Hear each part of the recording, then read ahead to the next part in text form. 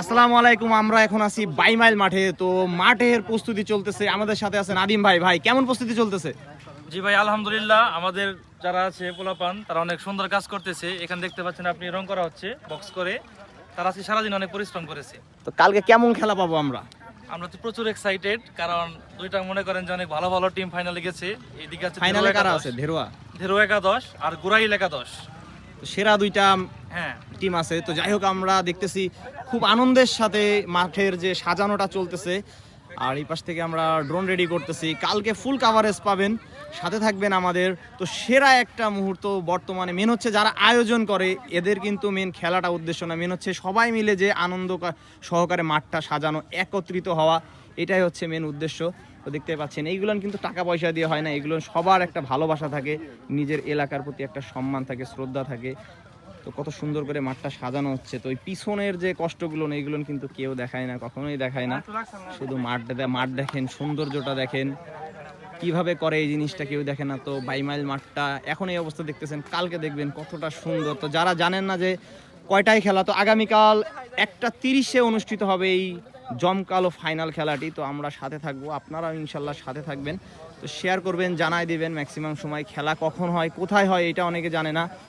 তো সাথে থাকবেন। আমরা আরও কিছু মুরব্বীদের সাথে, সিনিয়রদের সাথে কথা বলবো। আমাদের সাথে অলরেডি ড্রোন উঠতেছে, তো প্রস্তুতি কিভাবে চলতেছে এটাও আমরা দেখাবো। তো এই খেলায় আসলে যাদের সব থেকে অবদান বেশি, যাদের ছাড়া এই খেলাগুলো অনুষ্ঠিত হওয়া অসম্ভব, তেমনই একজন মানুষ আমাদের শ্রদ্ধেয় আব্দুল আলিম ভাই বললাম। যাই হোক, তো আসলে আপনারা যে আয়োজনটা করছেন এর মাধ্যমে যে যারা আছে, এই যে ছোট ভাই, বড় ভাই, সিনিয়র জুনিয়র সবাই একত্রিশন পাইছে আর কি। তো কেমন লাগতেছে এই মুহূর্তটা? আমাদের এই বাইমাইল জাগরণ যুব সংঘ অনেক পুরনো একটা সংগঠন এবং সরকারি ক্লাব। এতে অনেক বড় বড় খেলা এই মাঠে অনুষ্ঠিত হয়েছে। আর এই খেলার ব্যাপারে আমার গ্রামের পক্ষ থেকে আমাকে বললো যে একটি ক্রিকেট খেলা দিতে হবে।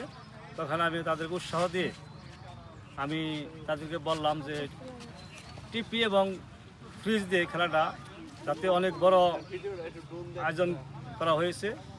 তাতে আমার গ্রামের সবাই খুশি এবং আমি যাদেরকে অতিথি করছি তারাও খুশি, এবং আমি সর্বস্তরের জনগণকে তাদেরকে কৃতজ্ঞতা জানাই যে আমাকে তারা সবাই হেল্প করেছে। আর ভুল ত্রুটি মানুষের মধ্যে হয়তো অনেক ভুল হয়েছে, আমি তার জন্য ক্ষমাপ্রার্থী। আমি ক্লাবের সেক্রেটারি এবং ওকে ধন্যবাদ জানাই যে আমাকে সবাই সাহায্য করে এই খেলাটা যাতে সুন্দর হয়, সেই অনুরোধ জানিয়েই আমি আমার সংক্ষিপ্ত আকারের কথা বললাম।